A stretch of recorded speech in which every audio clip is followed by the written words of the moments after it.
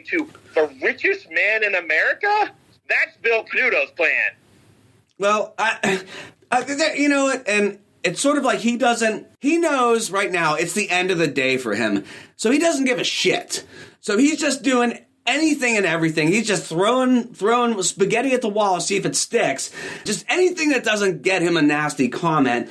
And I know that the mayor of Pittsburgh does not get into public transportation, and I think that should somehow be a new thing. I think there should be something in place that the mayor should have a hand in the public transportation because it's so terrible right now, and it's been terrible. Right. Ideally, as other cities and counties are set up, the city and the county governance is the same.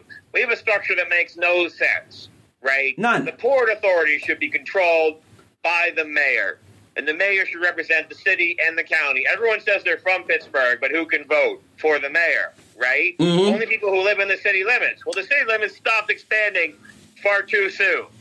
Right. It should be one seamless government structure, and it's not. So as mayor, you have the power to lobby the Port Authority, but the Port Authority should be closely tied in with the city it serves. And right now, it's a real hodgepodge of a system of whether it's the county executive who runs one thing or the mayor who runs another. And often people fall in the gap. The city of Pittsburgh can have a great program for residents, say on discrimination. There's a great way. We have an office you can go to if you're discriminated against because of your sexual identity. The city of Pittsburgh will help prosecute the person discriminated against you. But if you're 1 mile outside the city limits, you're out of luck. Yeah, go fuck yourself. Yeah. It should be a seamless government structure, and because you move like just outside the city limits, people are like, I still live in Pittsburgh, but apparently you can't get that service? That's unacceptable. It's extremely unacceptable, and what makes no sense to me, and it's never made any sense, why isn't there a direct train from the airport to the city of Pittsburgh? Why? It just stops. The train tracks are there. The train tracks go from the actual airport in Moon Township all the way to downtown Pittsburgh, but there's no commuter train that makes that happen, and that pisses me off. No, it'd be a great idea. Obviously, it'd be lower for carbon emissions. It'd be good for the environment. It'd be a great way to safely get people to and fro. It's something we should definitely look into. Obviously, the airport is such a huge property. We have the ability to get alternate revenue sources. Right now, we're fracking at the airport. We're fracking at the airport for extra money. But if you think creatively, we don't need to frack at the airport. There's lots of things we could do with that facility, with that property, to earn enough extra money to support things like transit to and from the airport. I think we're not really thinking out of the box enough creatively how to use the resources we have currently to support, a cleaner, brighter, greener future, which includes obviously a rail line from the airport to the city. It makes no sense, Mike. I see the train tracks. They're right there. They exist. Right. They literally exist. And all you have to do is put that transit right there, and then it goes there. I mean, I've got a wish list of transit. Number one is veterans ride for free. That's number one. Okay. All right, write that down. Mark it down. Well, is that because of you? Is that a personal thing? Yeah, just. That's because you want to ride for free? Me and I think all veterans should ride for free. I'm just joking with you. Yeah. I'm also giving you a compliment. Yeah. You're saying that you want to ride for free. What else do veterans get? Like a key to the city if their name is your name? Right. Okay. Yeah. Staff Sergeant Kosher Day. No, I want veterans to ride for free.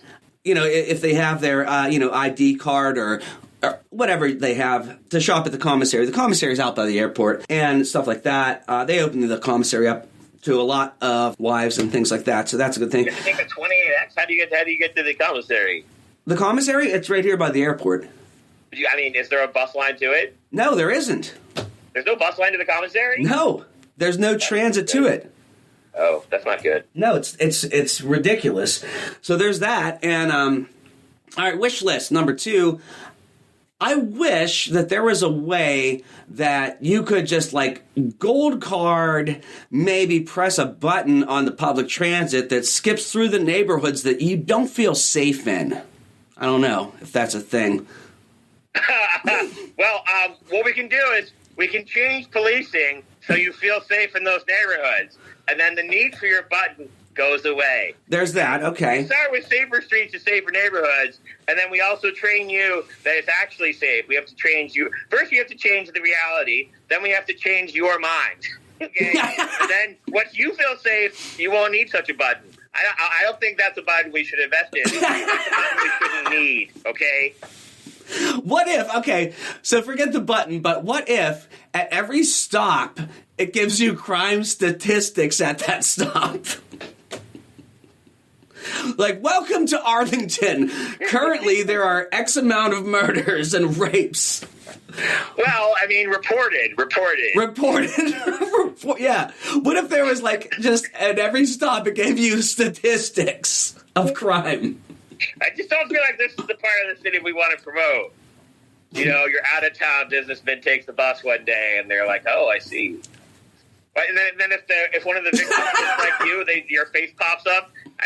This is not a good way to reassure the public.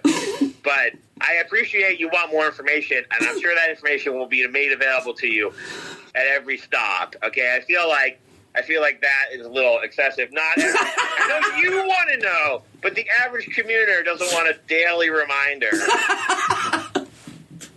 Now approaching South Oakland, and then you have a crime statistic. If only. Oh, if only. Well, there's going to be no crime, so see, you'll be happy. There we go. So that negates the need. We're going to negate the need for that. You'll be like, oh, there's no news of note. Okay. With elderly women clutching their purses. So yeah, that was my wish list. It was a very short list. How often are you afraid?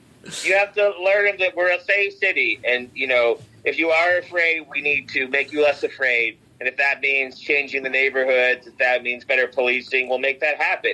Right. And then ideally, at that point, it's all in your head. Right, and then we just need to get you into therapy. Right, and then circle back around, have a social worker on every bus at all times. To reassure you. Right. Okay? You know, I think she's going to have to be there to make sure that you feel okay. Right. And she'll be like, these are people just like you. They're also going to work. Right, exactly. They also have jobs and families. Right, exactly. And I think that every form of public transportation should have, like, a nice soothing mist, like a lavender that comes out to calm you down. Something like that. I don't know. Okay, all right. Well, I mean, I know, like, amphibians need that, some sort of lizard. So you're making me... Are you sure you're human? You need a regular misting spray to keep hydrated. Okay? I see how it is. The lizard people. Anyway. That's what the lizard people want. A soothing mist spray. If you've ever seen a lizard approach a mist, it's really exciting. That's right. That's right. Anyway. That's how we know. You're saying this is how we identify the lizard people. That's how we identify. Okay, I don't agree that the lizard people exist, so therefore I don't feel like this is a necessary item for our buses, personally. Probably but not. You're free to think what you want, okay? The existence of lizard people is an opinion you're allowed to hold. I, however, am a skeptic. I'm a lizard skeptic. You're free to hold that against me. I don't know. I mean... I blame aliens for nothing that's happened in the city recently. Okay? If that makes me a fringe candidate, so be it. That's fine. That's fine, Mr. Thompson. But I do want to... I want to vote for a guy that's going to expose aliens for sure. That's where my money goes. Anyway, right back here to the website. It's Mike Thompson from Mayor.com. He's saying change happens now. And guess what, Pittsburgh? May 18th is coming up sooner than later. And if you're not voting for Mike Thompson, then you might as well throw your vote in the trash. You really might as well. It's important to vote. It's very important. It's very important to vote. Election, your vote matters more than ever. I don't know if you know a man named Fetterman. He's the lieutenant governor. He got his starts as the mayor of Braddock. And how many votes did he win by? One vote? Just one. Vote. Just your one. Vote matters. One vote. And there is I don't know where it was. I believe it was on Newsweek. Bernie Sanders became mayor of Vermont. By how many votes? 10 votes. 10 votes. Your vote matters. It really does. There's an interactive map, I think it's on Newsweek, that you can just zoom in to the county, the state, the city, your house, and it shows how many people voted. It's really important, and it really drills down. And, you know, Mike Thompson he's completely intersectional, grassroots. You have to vote for Mike. If you don't, you're going to hurt yourself. And I promise you that. We're the people's campaign. We're for the people, by the people, of the people. We want to have you on board. We want to hear your story. Reach out to us. We're happy to listen. We're happy to talk. We'd love to have you as part of the campaign. This is about you. This is for you. This is a direct populist campaign. Right. Absolutely. And once again, sir, change happens now. And you can see it right there on the website. And once again, if you don't vote for Mike Thompson, it's going to be a sensation, not unlike slapping yourself in the face. It really is. And you can sign up for all of his stuff right on his website, Mike Thompson from Mayor.com, spelled THOMPSON, the British way, Mike Thompson from Mayor.com. Vote, it's going to happen May 18th. We're going to have a big change here. Mike, send us out. What do you got going on? Be sure to be involved in your community. There's a pandemic. Look after your neighbors. Look after your friends. Reach out to everyone you know. Make sure they're okay. And then after that, you want to talk to your neighbors. Make sure they're all registered to vote. And you want to vote on May 18th for change. And if you have any issues or concerns you want addressed, you reach out and you tell us, and we'll make sure your voice is heard. And that's right, and your voice will be heard. Thanks for tuning in and telling a friend, and we'll catch you back here next time on the Steel Plaza Podcast. Drink my Fresca. Do you like Fresca, Mike? I do. I love Fresca. I have Fresca in my fridge right now. You know, I went to... It was hard to get for a while. There was like a Fresca shortage. There was. I went to like the super nice Giant Eagle in Moon Township. That's where I got it. Yeah. Okay. Mm-hmm. No, I couldn't find... I found a can of Fresca in like 9 months. Yeah, I got that, and I got the what is it? The ginger ale that also has lemon in it. Oh, okay. Yeah, I love that. Yeah, I'm a big Fresca fan. I got that in common. I have a slightly unhealthy relationship with Fresca. No worries. Some might say I should see somebody about that. A Fresca therapist. Right? I wake up, my hand is shaking like Michael J. Fox. I need my fix. Mm-hmm.